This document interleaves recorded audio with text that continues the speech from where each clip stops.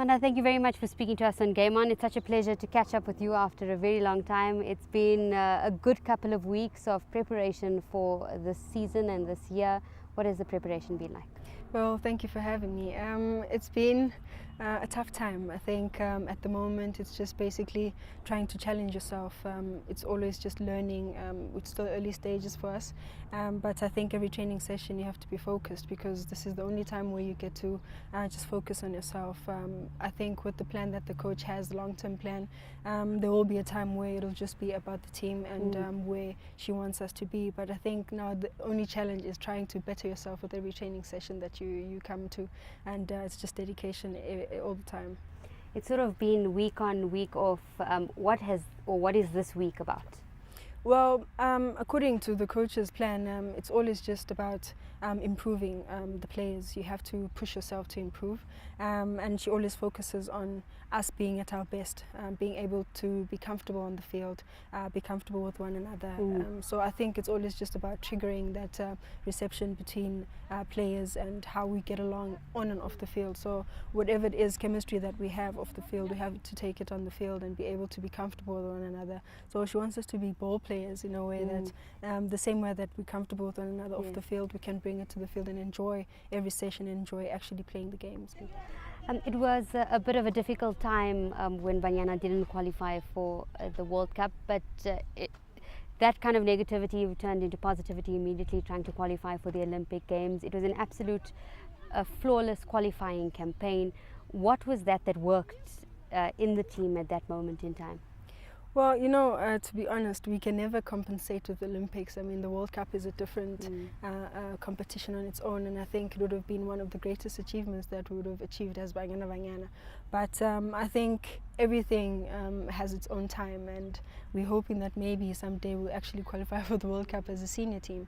But I think when we qualified for the second time, it was one of those things where we knew that we had to do it one way or the other. We owed ourselves that much. Yes. We had worked so much. But it's a different competition now. You have to prepare in a different manner, and the approach has to be different. And but I mean, the hard work is always there, without a doubt. So I think understanding that it's the Olympics, we have to be sure that looking back on our first experience in 2012, it has to improve. We need to make our mark. We need to make sure that people won't forget Banyana at all, even if it means we progress in the competition, whether it's the style of football that we play or just the manner in which we carry ourselves on and off the field. I think that goes a long way. We don't get enough international competition in terms of playing outside Africa. Do you find that that's maybe where we're going wrong in terms of getting up to that standard of where Europe and maybe South America is? Well, I wouldn't think so, because African competition has grown in leaps and bounds. It's also good that we celebrate our own football in the continent and compete amongst each other. But I think once you make that international break, you have to have international competitions, or you participate in international competitions, but also organize friendly games, because those are the people we will be competing with.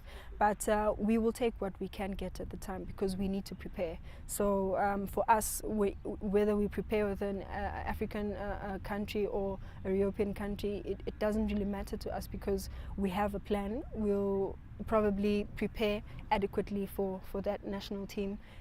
We have our own targets and goals with that match, so it won't be different. For us, it's just as players, like I said, we always go with a positive attitude, because there's so much that we learn, and we know that we always improve. We always look at the positives, but it's always good to have that positive criticism so that you can get better. So I think for us, it's just really whichever games that we'll get, we'll plan adequately. We trust our coaches, and we trust our players as well, that we'll give our best no matter what, because we really want to make our mark in the Olympics. Yeah.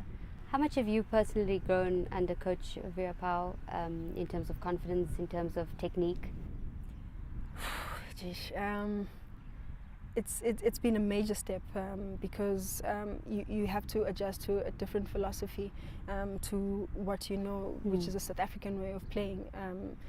But at the same time, she doesn't limit you to do what you can do, because I think as players individually have different abilities.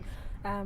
So you bring something different to the team. So I think with Coach Vera, she's been able to sort of fine tune or polish whatever it is that you were lacking in, but also bring out the best in some things that you didn't know you had.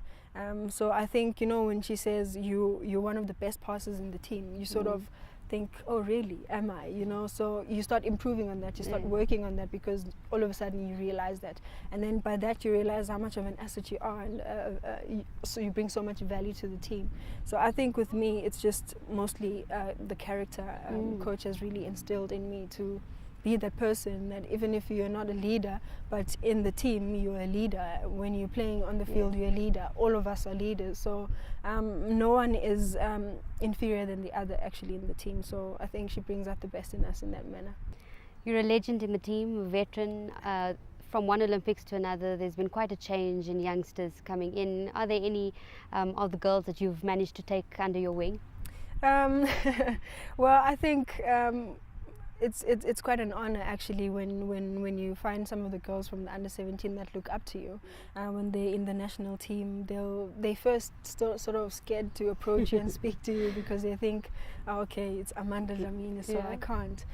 But I think immediately when you open yourself to them and try and speak to them about different things, they're able to come to you and ask for advice, or even just sort of feel how it feels to be in the national team from a senior player.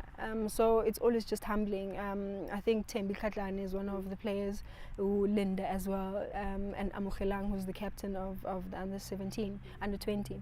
So those are the players that I feel, you know, when I speak to them, they have great potential, and the entire team has great potential, but those three are the ones that really stand out and are part of the national team, the senior team. And we're very close with those three. We always chat and we always just talk about the game as well. Linda and Thembi are with Banyana currently, and so there's sort of a way that I'm monitoring them and learning as much as I can from them as well, because they are senior players now. They're part of the national team, so we all learn from one another and we discuss things off the field. So in some way, as much as you're a senior, there are people that really look up to you while you're in the national team. So it's quite important that you try and be positive by all means. What is a realistic goal for Banyana going into the Olympics? Can we say that Banyana can win the Olympics, or is it to just get a podium finish? Well, I think at the moment, realistically, it would be to make an impact for us, whichever way we do it. Which you did in the last Olympics. Yeah, well, I mean, this time it has to be different.